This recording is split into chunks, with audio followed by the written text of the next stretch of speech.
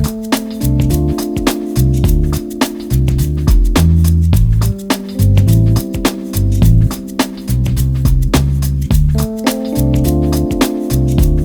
welcome to Whiskey Politics. I'm Dave Sussman, your host and purveyor at whiskeypolitics.net for America's Voice News. You can find us all over the place, America's Voice News, YouTube, the Ricochet Audio Network, iTunes, Stitcher, and GooglePlay. You know, we just talked about YouTube briefly. One of the things that we've started to see happening in the YouTube universe over the past short period of time is something that is being known as YouTube influencers. And if you're on YouTube, you know exactly what I'm talking about. There are some individuals that are definitely influencing the discussion. And whether it's about politics or culture or sports or whatever the discussion may be, these are individuals that are just, well, they're crushing it and they're getting huge numbers. And we're starting to realize that they are in many ways having a direct input into the discussion that we're having in our greater culture. One such individual is An0maly. An0maly is all over the place right now. His videos are getting massive numbers into the millions, and YouTube hundreds of millions. And so we wanted to find out what the secret sauce was and a lot more about An0maly. Welcome, how are you? Excellent. Facebook hundreds of millions, YouTube millions. I thought there'd be whiskey too. Yeah, well, we can get some whiskey. We'll do that during the break. How's that? That's all good. I'm just playing. Yeah. Thanks for joining us. I will take a shot though. Side note. Perfect. All right. Well, I forgot we're supposed to be professional. Yeah, we'll drink water. Professional what? That's the question. So first of all, congratulations on an incredible, just an upswing. And I use this term a lot with other things, but you're like a hockey stick trajectory, man. You're just gone straight up as far as numbers. For those folks that know who you are, they're watching you, you're getting incredible numbers. But for folks that may not know who you are, a little bit of background. First of all, you talk politics, but you're not, I wouldn't call ideological left or ideological right. What would you refer to yourself as? Depends. I would say libertarian-ish if I had to pick a scale, because I like the less government angle, but I would say I try to just be common sense based and look for solutions and also not lean on politicians. Like I don't think they're going to save my life regardless of who wins, left or right. So I try to keep it moving in my personal life as well, and you know, basic common sense, courtesy type stuff. Sure. Yeah. So give us a quick overview right now of some of the numbers that you're getting. You just mentioned millions on YouTube. Yes, I think I'm at 11 million views on YouTube, and Facebook it's millions of views weekly. And I know almost no one uses Facebook like that, but the engagement's just crazy for me. So I got a lot of people on there. That's been my go-to. But YouTube's been great, Twitter, Instagram. And how long have you been doing this? I guess only a year, 2 years, talking about politics and news. And I started as a hip hop artist. I did that for a decade. I still do, but it's like, yeah, the news thing is pretty new. So coming from the music world, okay, obviously hip hop is a genre that is into its own. People are focused on the music, and there's a lifestyle with that as well. How did you start talking about politics and culture? I guess I started putting raps online in 2008, and I was always rapping about weird stuff, I guess what they would call conspiracy theories, and talking about the Iraq war. So I think I blacklisted myself from like mainstream hip hop, and they're like, not this guy, he's saying too much. But I posted them on YouTube, and I had millions of views, and that was always my angle. I was talking about, I guess, conspiracies or, you know, deep diving stuff. So I was always interested in it, but I wasn't really into economics or really paying attention. I was more like, oh, that's corrupt, and I could tell the media's lying. So I always had an interest in societal stuff, I would say. And then 2016, the election really brought it home. I followed Bernie Sanders, and I was like, oh, this guy might be outside the system. So I was really excited about him, not so much anymore. But that's what kind of drew me in. And then the whole Trump era just changed the game on every level. What about Bernie Sanders was appealing to you at the time? It's funny because people say to me now, they're like, how could you go from him to this? But it was never his policies. I had no idea what progressive meant. I didn't understand economics. It was the fact I thought he was outside the two-party system, because I feel like the two-party system, they were sold out, puppets, starting wars, lying. I was like outside the system, independent. Seemed like the media hated him, so he was really outside of the whole construct of what I consider the mind control media controlling how people think and what they talk about. So it was the outsider angle that really appealed to me. And then once I found out, he kind of caved, and since then he just doesn't seem as outside as I thought he was. Well, when you're talking socialism and you've got multiple houses and earning quite a lot of money, yeah, you're probably not so much of an outsider. Let's go back to conspiracies, because you were talking about, in the past 10 years before you started talking about politics and things. What areas of conspiracy theories were you focused on?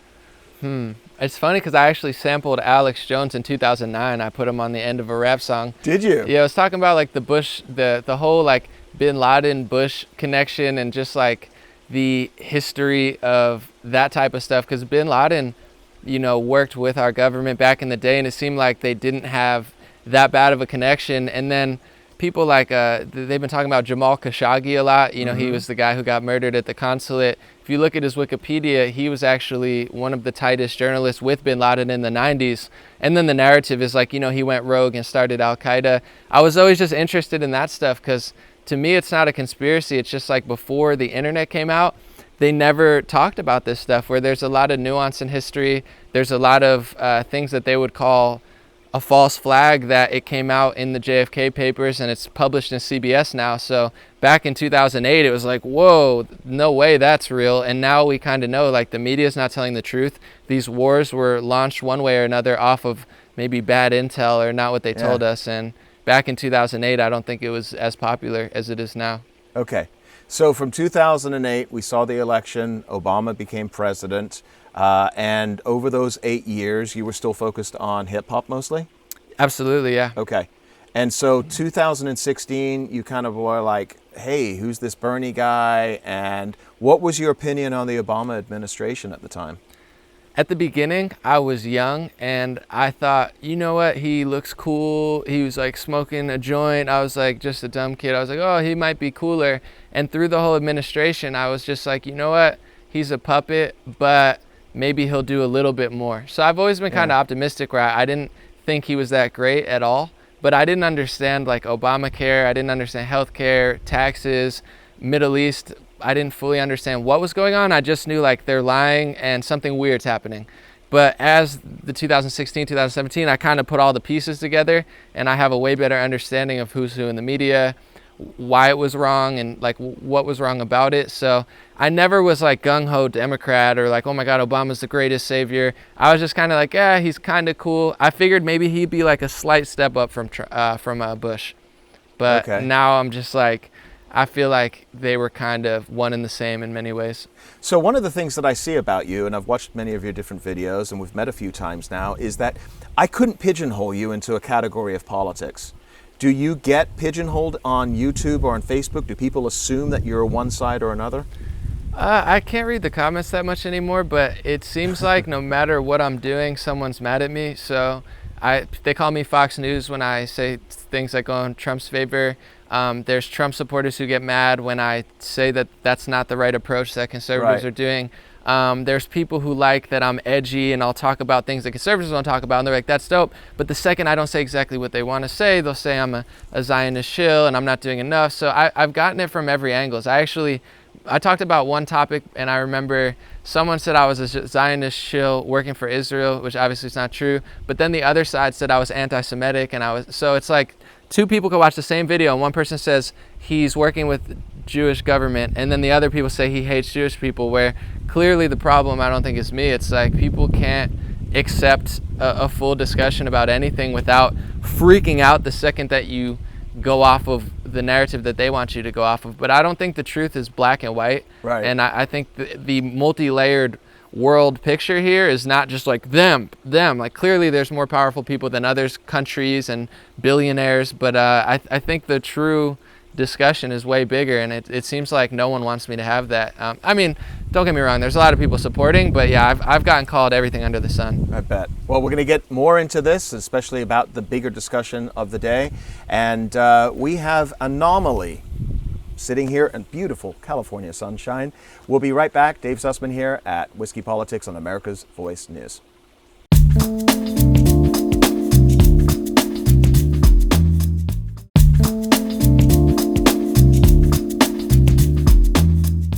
And welcome back to Whiskey Politics. Dave Sussman here, and we are with An0maly. And cheers, my friend. Very good to be speaking with you. Wishes come true here on Whiskey Politics. Maker's Mark. Very good. Makers, if you want to advertise, let us know. I was semi-joking, but I was like, maybe they'll actually get whiskey. And Absolutely. It happened. Thank you. Absolutely. So we're going to get kind of into a little bit of some of the controversies that I've seen regarding, I think, some of the feedback that you've gotten as well. Because one of the things, and we were talking off camera about this, that happens when you have an opinion that is considered by people to be right of center is automatically you get cocooned into this whole idea of racism or xenophobia or bigot, right? Have you received some of this? A little bit. I would say not too much, but last week the media, they took a tweet I said about Irish people. It was actually hilarious. It was a comedy tweet, but like a lot of comedy, obviously there's elements of truth in there. And someone shared it on Twitter. It got millions of like views and stuff. It went viral on all platforms.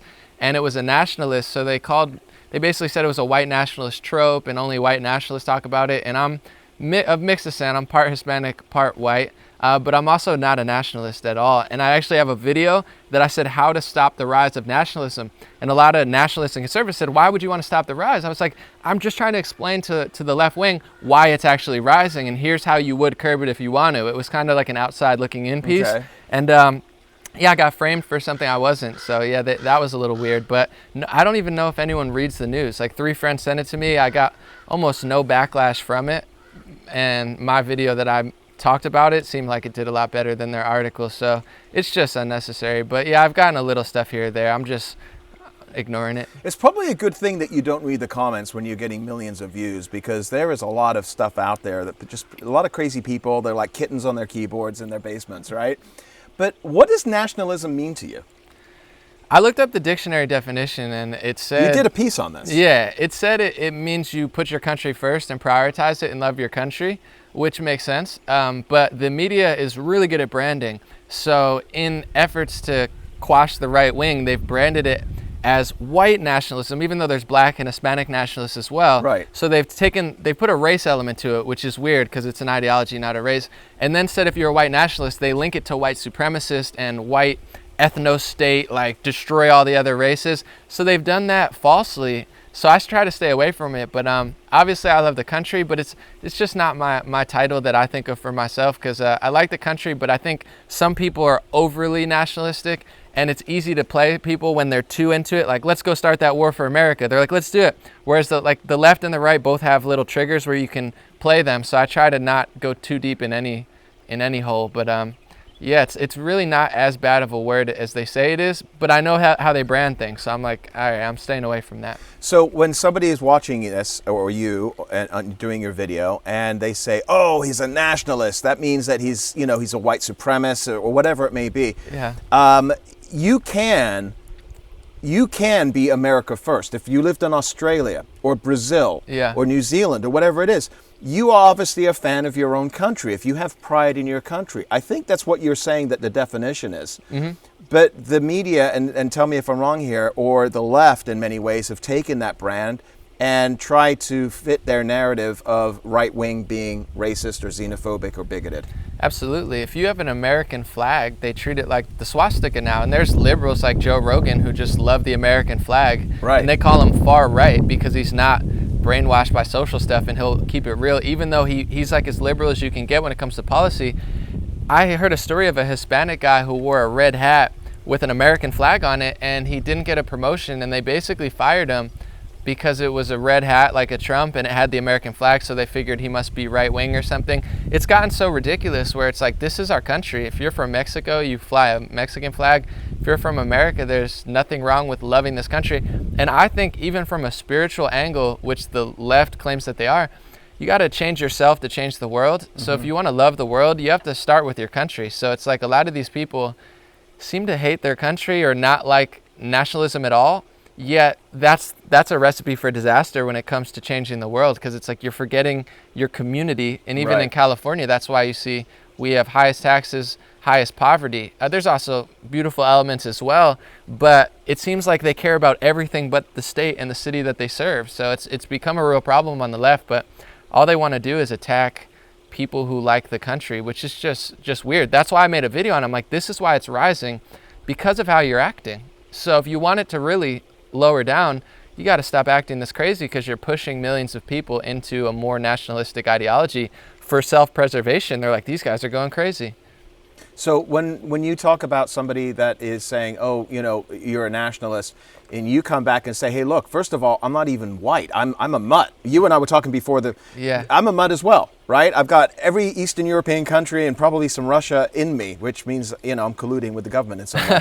but the fact is, all right, but the fact is that if you are, you know, you've got different, you've got different geographies in your lineage, right? You're kind of all over the world a little bit. We were talking. For sure. Okay, so then their response to you is then what? You're a sellout? Or, because this is what I've been seeing. Yeah, I haven't followed up on what they think, but they do mental gymnastics. And the worst part is, I always say, you don't have to like Trump. You don't have to be right wing, but just try to be honest about what happened. Like, Trump won the election.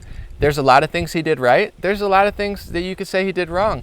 Hillary, probably not the best candidate. I knew liberals who didn't want to vote for her. Just admit that and try to evolve. Instead of that, they're playing this weird game of, like, they're trying to justify what's happening by lying about what's happening. So they're like, you know, An0maly must be Russian. Is he from America? Like, I'm born and raised in America. I'm as American as it gets. Actually, I'm sure there's more people who are more American, but they can't figure out, because everything they're thinking is a lie. You don't have to like Trump. You could like welfare programs and be far left. Right. But if you lie about everything and you can't process, there's hundreds of millions of people who support the president for multiple, his war policies, his tax policies, his boldness, his humor. You know, everyone likes something different. And not everyone's a bad, mean person who likes him. So instead of being honest about that and trying to beat him, they're doing backflips and saying, white nationalists, you're all white supremacists, you're all Russian. It's really pathetic. And it's like, guys, this is not a good look for you. So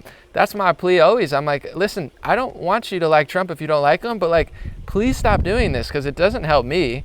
And it certainly doesn't even help you. I know millions of people. There's huge LGBT conservative movements now blowing up. There's black conservative movements. We've seen a boom on the right wing like we've never seen before, all because of how they're acting. And It's like the Joe Rogans and the Tim Pools, who are left-leaning, but actually honest and likable. They call them right-wing. And then they're like, why is the right wing growing? Well, because if someone's left-wing and normal, you call them right-wing, so you throw them in the corner, and then you're like, why are you in that corner?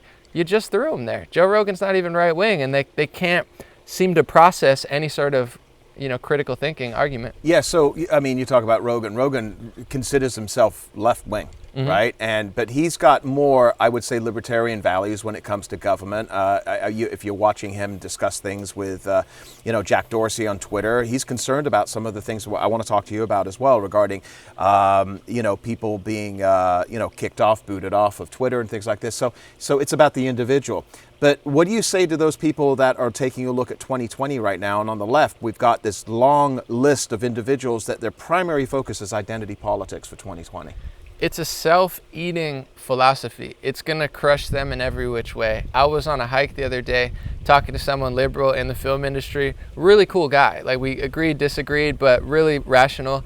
He was telling me, even though he's left-wing, he likes Hillary, doesn't like Trump, he sees the backfire from identity politics. They're ripping down men out of their jobs, Me Tooing them. And he's like, this guy didn't do anything. I talked to my friend today who doesn't like Trump, where he's like, people are telling me I got my position here because of white privilege. And this is my working class friend who works really hard, and literally half the staff who has higher positions are Hispanic. Right. So it's like they're not even white, and they're calling it white privilege. So even if you buy into that ideology, the left-wing ideology, it will eat you alive, because it's not based on content of character. It's not based on individualism. It's not based on skill and honesty and integrity. It's solely based off race. It's solely based off sex, which is weird, because they're always calling everyone else racist and sexist, but their whole ideology is racist and sexist driven, and they can't seem to understand hard work, self-accountability, and building communities from the ground up, as opposed to, always having only victim cards. You're the oppressor. You're this, you're that. You have to be this. You're a bad person because you're a sellout. It's really weird. So I see it working awfully for them. maybe they could pull off an election win, possibly, but even if they win, they lose. It's all gonna. Right. It's like building a building with a silly putty. It's just gonna fall. Wise words. We're going to continue talking about this right after the break here, and we're going to have another sip of whiskey on Whiskey Politics. Dave Sussman here with An0maly at America's Voice News. We'll be right back.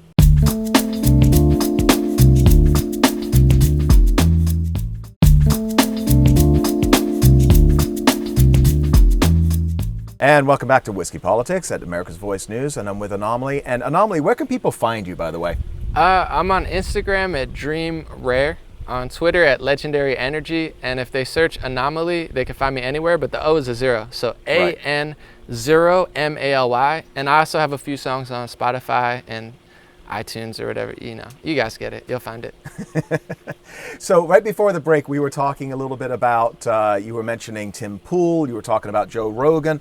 One of the biggest issues of our time right now regarding internet and especially social media is censorship. And you see people that are being demonetized on YouTube. You're seeing people that have lost their accounts on Facebook, on Twitter. And when we see us, who really, we're a very small player in this field, we're not allowed to advertise on Facebook because of the political content. Mm-hmm. What's going on right now, and what are you seeing, and how has it impacted you? Well, now that the Russia collusion narrative kind of fell apart, they said, they didn't find anything. They used that as justification to do a lot of things. First off, they started tracking me on Facebook. I was like, I don't want to be tracked by Facebook. I don't need location tracker. They said, you can't log in. Again, you can't ever post until you let us track you 24/7. Really creepy, but I did it because I have to. And also, they justified a lot of these ads and stuff. They were like, well, we don't want Russians or influence in other countries to get involved with the stuff that we're doing. But the truth is, first of all, if you Google China FDIC, the first thing that'll come up is a CNN article that says China hacked the FDIC, U.S. officials helped cover it up. China also hacked a Navy contractor. So these are too big, and stole weapons data on like supersonic weapons. This is big hacking. This is big stuff. They don't talk about it at all. They said Russia had Pokemon Go little finesses and stuff, and they ran little Facebook ads. So they used this blown out of proportion narrative that was never really true. And Al Jazeera, you'll see a lot of Al Jazeera or AJ Plus. That's Qatar, state-funded television. So that's a state-funded BBC. That's Britain. Many others, Saudi Arabia, princes involved in so many tech companies, and also Time Warner, which owns CNN, 5% stockholder, bin Talal, one of the Saudi princes, and also, I don't know if he still is, but he was, and also News Corp, which owns Fox. So you have Saudi, China, multiple other countries that actually do influence our news. China took out a huge 4-page ad, I believe, in Iowa to lobby against Trump, the communist government. So they shut down Russia. They used that as a narrative, but they ignored all other foreign collusion, and really they used it to attack American citizens who aren't connected. I would say even left-wing people who are pretty honest and independent, they're like, no, we don't want anybody to be a foreign colluder. And what they've done is taken the mainstream media on both sides and just marched forward and crushed all these voices. So that whole narrative, which turned out not to even be true, that's what they use to really push not only censorship, but like blocking of ads and complete control over social media. It's really gross, and I hope there's some sort of backlash now that after 2 years, not only did they not find anything, but just like I said, with all the stuff I just mentioned, you could search yourself and find 20 times the collusion in a lot of other places that they never talk about. So what you're telling me, and correct me if I'm wrong here, but what you're saying is that the Russian collusion narrative that we've seen for the past 2 years, which I think, and I think you would agree on this, the story is far from over. We're now going to see the flip side of this coin, where where the genesis from this came from and how it was basically a political hit job. So we can call that FISA-gate, if you will, but put that to the side. The narrative and the way that the media carried it, they were, if you want to use the word collusion, they colluded with social media and the media companies to carry that narrative and to prevent you or myself or anybody else that's out there, whatever you think of them, to basically be squashed, maybe pull back their views. This is a serious, powerful cabal of people that are trying to control the speech. That's scary, isn't it? It's very scary. Not only are they deplatforming people completely, which is modern day book burning, you're banned, but just to give you an idea of how rigged YouTube is, if you search Trump, there's videos with hundreds of millions of views, tens of millions of views. You won't find any of them because the search algorithm now is actually rigged. They use collusion, all these things. So you'll find, I think, 2 or 3 pages full of, here's what CNN thinks of Trump. Here's what they think of Trump. You can't find him actually speaking. It's all negative opinions until the 3rd page or so that you can even find a top video. It's not because they're more viewed. It's not because they're high ranked. It's all because they've used this stuff as an example. So they're blocking information, kicking people off, and then making it nearly impossible to find. They have these websites where if you search, they'll be like, no, it's not that. They've taken over Google. They've taken over YouTube. Twitter is ridiculously biased with anti-American weird speech laws. Meanwhile, they let people threaten others. It's gotten so insane, but it's hard to do that because if you say that, they'll say you're a Russian agent or something and they try to ruin your life. Meanwhile, they're just sucking up more and more power. But I have videos that expose how insane it's gotten. Like, you can't find top-rated videos on YouTube anymore. It's 30 unpopular mainstream media videos telling you what to think about the topic. Did you watch the Rogan, Tim Pool, Jack Dorsey from Twitter? Absolutely, yeah. Okay, what were your thoughts on that? And first of all, explain what it was for our viewers that may have not seen it. I thought it was excellent. Tim Pool is like a left-leaning independent journalist. Joe Rogan has a podcast, and he had the CEO and some legal expert from Twitter to debate. And Tim was saying how ridiculously biased their platform is. One thing they talked about was the misgendering rule. So if you misgender somebody, if you call a man a woman or a woman a man or a trans what they don't want to be, they'll kick you off the platform. Or dead name. Or dead name, yeah. It's all these weird terms, but there's threats that they just ignore. And also there's discussions that they shut down, like 2 trans people having a discussion. It's all okay, and to be quite frank, the science definition of man and woman, if you speak scientific terminology that's in the books, they'll ban you for that. Really weird stuff. I thought Tim did an excellent job to expose them for how biased and ridiculously unwilling to really do anything about it they are. But also, I want to say too, and I don't mean to criticize because he did amazing work, but he was on Dave Rubin's podcast the next day and he said that YouTube is libertarian and meritocratic, Tim Pool, and that really rubbed me the wrong way. I know he probably didn't mean it, but just like I explained, and I have videos exposing it, it's like YouTube is anything but libertarian and meritocratic. So YouTube, Twitter. What are they? Extremely biased, rigging algorithms with to make top news, which means mainstream media, go above top. You could have 10 million views on a video and you might not be able to find it for the 3rd page, and they might have a video with 5,000 views, 10,000 views, with a 10,000 dislikes. The whole thing is rigged just to show them. Is that algorithms, or are those individuals that are selecting? It's both. They've reprogrammed their algorithm because it was all merit-based and libertarian for a while, but they reprogrammed it where if you're Al Jazeera, which is Qatar, literally, if you're even Fox News, if you're CNN or Washington Post, any of those mainstream, they call you top news, and they're like, we're trying to fight fake news, so we're going to put them at the top even though they're more unpopular, less liked, like less relevant. They've rigged it to make it so you can't even find other things. It's insane. It's disgustingly rigged. Like, you can't find a video of Trump speaking. You have to go 4 or 5 pages sometimes just to hear him speak. It's like, here's what we tell you he said. And it's not even like those videos are more popular. They're way less popular. So it goes against their own algorithm. It's like top news section. So when you see somebody like an Alex Jones, whatever you think of him, being banned from YouTube and all of the social medias, what's your reaction to that? It's insane. He has over 1 billion views on there, and now it's, here's what you should think of Alex Jones. When you search for him, here's what we want you to think. Whether I love or hate Alex Jones, I want to hear it from him, and then I want to make my own decision. Right. I don't want to be told what to think of him. So it's insane what they did. The Twitter reasoning for kicking him off was totally wrong. They lied about at least 2 out of 3 of the strikes. YouTube, I'm not sure what reason they gave, but it's totally nutty. And they've taken Twitter that. was the last one, right? Yeah, but even the reason that they banned him didn't even make sense. They lied on the Joe Rogan thing. But it's like they used that, and now they're going after people. Owen Schroyer, who works for Alex Jones, he's way less confrontational. He doesn't say anything that crazy, honestly. And they've kicked him off YouTube and Facebook now. So it starts with Alex, and then they spread, and it's gotten to the accusation of like, you talk to Alex one time, you work for Alex, you support Alex, so they're like spreading and just trying to literally suck out anybody who doesn't agree with them. Gotcha. It's nuts. Gotcha. I want to talk a lot more about this. We're going to continue this after the next break here, and I also want to talk about what the heck an influencer even is today, because I think the definition is changing all the time.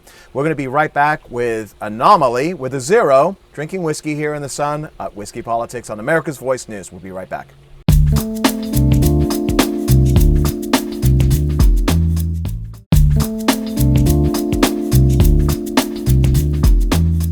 Dave Sussman back with you at America's Voice News. You can find us, check out our YouTube channel as well, Whiskey Politics, but most of our videos you can watch at America's Voice News. You can find it at americasvoicenews.com. The Ricochet audio network for your podcast, as well as iTunes, Stitcher, Google Play. And An0maly, again, remind the folks where people can find you. Instagram, Dream Rare, Twitter, Legendary Energy, all one word, and An0maly, An0maly.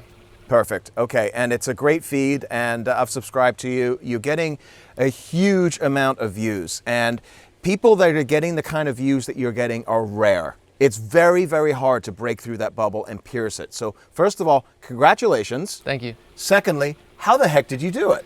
I've been working for a while, and I actually worked in social media marketing for money for a long time and worked with agencies and did independent contract work. So I've always kind of been tapped into social media. That started when I rapped, because I knew off the bat, no one cares about me. My friends don't even really care. It's like no one wants to listen to my music. How do I get people to hear it? I've always kind of thought like that since 2008, because I'm like, no one really wants to hear me rap. How do I get this in front of them? So just working on it for a decade, and then I got a few videos to crack. I've had friends who did well, who shared at the beginning, leveled, and I got one viral video. It was about a Delta flight, and I debunked mainstream media, totally apolitical, had nothing to do with it, got huge. Justin Bieber's manager was top comment, like it went everywhere. And I had the mindset where I was like, I've failed enough, I've been poor long enough in my adult life where I was like, once I get that crack, I can't ruin it, so it was a grateful mindset too. I didn't have a lot, but a lot of people take things for granted. So once that door opened, I just kept pushing, and even now I have a formula. I constantly evolve. I look for great people that I love that are underrated to help share and blow them up too. So yeah. I have the formula, I have the social media experience, and I do all my own editing. I do all my own filming, and I do like 12, 15 videos a week. One of the things that I think a lot of folks that may be watching you, and I get this input from people that watch us as well, is how do I make this happen? I've done 3 podcasts and nobody's listening to me, right? And what you're telling us, and it's very similar to our story as well, although we're nowhere near the levels you are on YouTube, but the fact is that you've got to put in your time, right? Yeah. And so this instant gratification society that we live in today, where somebody says, I want to start a YouTube channel, what advice can you give them? Yeah, I would say, first of all, hard work, persistence, and passion. It seems like I blew up overnight, but it's been a decade of work, skipping vacations, working 3 jobs, and still working for myself to the side. I have a really good work ethic. Second of all, I would say make something great. When I was younger, the biggest mistake I learned, the biggest mistake I made, and I learned a lesson, was I kept blaming other people. That label doesn't want to sign me. Why don't they want to do this? Instead of realizing the blessings I had and just moving with that. And I think when you make something great, people will notice. And me, myself, when it comes to social issues and stuff, I will help blow someone up. If it's good enough, I'll plug them in. And I've done it to like dozens of people. So first, You're paying it forward. Absolutely. But also, if it's good energy, good vibes, that's what it's about. Focus on yourself, focus on the blessings, don't make excuses, don't blame people, and also be self-reflective, where it's like, don't blame others, buckle down and be like, I need to make it good enough. And if it's good enough, people I believe will take notice. And too many people, they expect that instant gratification, or maybe it's not good or innovative enough. And maybe it is, but then maybe it takes a couple more years, or the right situation. You just got to never give up if you really believe in it. What is your goal with your current plans? Where are you going with this? Man, hopefully to a beach somewhere and just vibing out. People always say I was at the unplanned thing. The red carpet. And some lady's like, I know Justin Bieber's parents, this and that. Like, I could help you. What do you want to do? I was like, I want to go on a cruise. Like, I'm going to do that later this year. She's like, no, but like with your career. I was like, I want to go on a cruise. Like, I want to just relax for 12 days and shut my phone off. So yeah. Well, if Hillsdale College or National Review are listening, you want this man on your cruise, he could be a great speaker for you. Thank you. Yeah, if there's a cruise speaking thing, that sounds like a career choice. But yeah, I just want to have fun, do my thing, but also, I want to do a lot. Like I want to, I don't want to be basic. I want to take like an Elon Musk approach and start inventing things if I can. So here's my question for you, because a lot of people, they wonder, okay, well, what is a YouTube influencer? And we see people that are out there that are getting millions of views. You're getting, you said 100 million on Facebook alone? It's like 250 million or so. Okay. I don't even know. Millions of views a week. 250 million views, folks. I mean, the country is only 325 million. It's crazy. All right? So you're speaking to a lot of people. And the term influencer, first of all, what is your definition of that? Because I think it's innocuous today as well. I think someone who just influences people. And for a while, I remember even with record labels, they said, oh, you're on YouTube, like it was a joke. But now they're like, oh, shoot, I have friends who had a Comedy Central special, and they're like, An0maly, how do I get this big on YouTube? So the power shift has changed, but it's influential if it influences people. The problem is a lot of influencers, they're not saying much. That's a really interesting point. I mean, because this is exactly where I wanted to go. I find a lot of the content on there to be inane. It's like empty air for me. So somebody like yourself who's talking about real issues. You were talking about Unplanned last week, the movie, about the abortion debate, which is, by the way, highly recommended. What did you think of that? Real quickly. Excellent. It was disgusting, powerful, in a good way. Like it was next level. Okay. Very so well done. It's a discussion that is being had, or we're discussing Russian collusion. We're discussing censorship on internet, or whatever the issue may be. Yeah. These are real issues. These are the issues, and so you're talking to 250 million people. I'm hoping that they're gleaming something from this. Is this going to control culture and the discussion moving forward? I think it's having a big impact. I've gotten a lot of people on the right too, because left wing will attack me and be like, An0maly's right, but they'll hit me up and be like, An0maly, I've never thought of it that way. I'm going to be a little bit nicer and kinder, so I can diffuse that. Left wing people saying, I never thought of it that way. I think it's having a massive impact for the good. And the beautiful thing about it is, I know a lot of people complain, but if there's a void or a lot of people aren't doing it, it makes it that much more special. And I think it is rare. So people message me and email me every day, and I'm happy doing it. I couldn't think of another way. Like, I'm not interested in cars and clothes. It's not my thing. Just a cruise. Just a cruise, yeah. Well, because that has value. Sun, naps. You're very much like me. I like the experience. Yeah. Right? I don't care about the car or the clothes. It's about living. Absolutely. And, real quick anecdote for you. My father, 10 years ago this year, he passed away. He says, all this stuff you're looking around here, you can't take any of it with you. He says, my experiences with my kids, it's my experiences with my wife, it's my experiences traveling and having an impact on other people, which is what you're doing right now. The words that you're talking about, if you're talking to 250 million people, think about it from that standpoint. Yeah, it's nutty. Okay, we're talking about a large percentage here in the world, right, that are watching you. So do you feel any added responsibility now that you're kind of getting to these lofty levels? Yeah, I've always thought about it, though, but especially as I get older, and good thing this didn't happen when I was younger because I was a little less together, I would say. But yeah, and I think that's something that rappers and athletes, I think athletes do a pretty good job. They're like, oh, I'm not a role model, but it's like, you might not want to be, but if you have an influence, you have an influence. So I absolutely think about it. Yeah. And luckily for me, so many people abuse their power that I look extra amazing. Like I do my best and I try my hardest, but it's like most people who have that power and influence, they do the exact opposite. They sell fear and negativity. So that's definitely something to think about. And I do, but I try not to stress myself out about it. All right. I like it. It's the new version of An0maly. Extra amazing. Very cool. An0maly with the 0, folks, as well. So we're talking real quickly here. I want to kind of get back into some of the topics of the day for you, because I know you've been talking about this, and we talk about media and how they push people up there, and we talked about Jussie Smollett and some of these, insane things where the narrative is coming from the media. You're pushing back against this on YouTube. What was your response to this whole Jussie Smollett or the Covington kids thing that we're seeing from the media right now? The Jussie thing, it's funny because out of all media sources, I could play my video from when it first happened and it still makes total sense. All of them lied about it.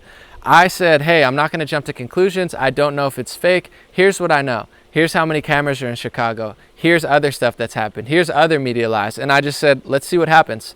Everyone else jumped the gun, lied about it. I could play the video, still makes total sense, no lies in it. Right. They jumped the gun, lied, attacked people. The Covington kids thing, there's a huge push against anybody who supports Trump. There's always media narratives. The Russia collusion thing I've been debunking for 2 years, and people have called me and other like people who are further left than me Putin's puppets, just because I'm like, guys, here's what they said, here's what I found, here's what you could see with your own eyes. It doesn't add up. So I've been doing this for years, and that's pretty much what I do, is debunking media lies. It just so happens that almost all of the television besides Fox News is liberal. All the tech companies are liberal, and they're not good liberals. They've become unhinged, so desperate to push a narrative. And also, I would say with identity politics, becoming a little too racist and sexist. There's good guys, there's bad guys. There's good women, there's bad women. It's not all white and black and men and women. I don't like what they're doing at all, and it's not working. You had Roseanne Barr on your show, right? Or yeah, well, you went on her show. She had me on yours. I went on her. I went on Okay. hers, but we kind of just, share this. Yeah, I couldn't tell who was interviewing who. That's what everyone said in the comments too. She's a good friend though. I met her last year, 2 years ago. She started sharing my videos when she had her show, and she invited me to the set. So I was on Roseanne's set, and she's as real as they come. She's just blunt, direct, and not afraid of anything. So we see the hypocrisy right now where you have somebody like a Smollett who, and I know, folks, Jesse Smollett was like 3 weeks ago, which feels like 3 years ago, okay? And if you're watching this in a couple weeks, you're going to be like, Jesse who? But the fact is that you had Roseanne Barr, who was kicked off of her #1 show on one of the major networks in television, I think it's ABC, and it was instantaneous. It was tweet fired, right? And Smollett was like, we have to give time, we have to figure it out, we have to give the benefit of the doubt. This is some of the double standards you were talking about, right? Absolutely. And first of all, Roseanne had the #1 show on television. It was bigger than any show since Big Bang, like years ago. It was the biggest show going. What they really hated about it was it showed the American family. It didn't put Trump in a bad light. It made fun of everybody. It made Trump supporters look normal. It made liberals look silly, and then vice versa. It really showed everyone has a family. Oh, my dad likes Trump. My mom likes Hillary. That's how we all feel. It was relatable. It wasn't anti-Trump, I guess, in a way, and they hated that from the beginning. So they were looking for reasons to get rid of her. Unfortunately, she gave them a reason, but with Roseanne, too, her whole life has been made off of the woman comic who will say whatever. Back in the day, she was like the Lucille Ball. It was legendary. Yes. Oh, she's like a man. She's a real feminist. And also, she worked with black writers and black people, like pushing for their advocacy 20 years ago when it wasn't cool. And then the second she says one thing, they call her racist when it couldn't be further from the truth. She cares about intellect, character, and she's always been anti-establishment. Her first show was always pushing societal norms. They're disgusting for doing that. And of course, she maybe could have worded it differently, but that's her thing. And they're coming for all comedians. They're coming for all like jokes. It's like Chappelle, if he launched Chappelle's show, they'd call him anti-trans, racist, sexist, when all he really was hilarious and unapologetic. They're going back and scouring everything. I mean, forget about the 70s with Blazing Saddles. It's now the 90s with Friends, right? I mean, and everything is now inappropriate, and nothing could be. So is there any question why the network TVs today are losing viewers? You're getting this homogenous, vanilla television that's not going to offend anybody. Everybody's going to places like yourself on YouTube. It's awful, and they're digging their own graves. And even if they succeed politically, they're going to lose spiritually, financially, eventually societally too, because it's all self-eating ideology. It's hate the top, feed the bottom. There's no other way. Police are bad, this person's good, where it's like everything's not so black and white. There's bad police, there's good police, there's good people, there's bad people. They only see race, they only see sex, they only see politics, and it's definitely going to crush them one way or another. So I hope they realize that. What's your outlook for things right now? Where you sit, where you stand from a YouTube influencer, somebody that's involved in the media, on the internet? Where do we go from here? I'm just living day by day. I'm trying to enjoy my life, not get too caught up in the politics, because there's always going to be good and bad, yin and yang. And I feel like in times of chaos, there's a lot of potential. So I'm trying to have fun, enjoy my life, but it could get weird. Let's put it that way. There's, AI technology that no one's really talking about. There's huge divide in the country. But it's all good. It's been a good couple years, so I'm just trying to have fun. Very good.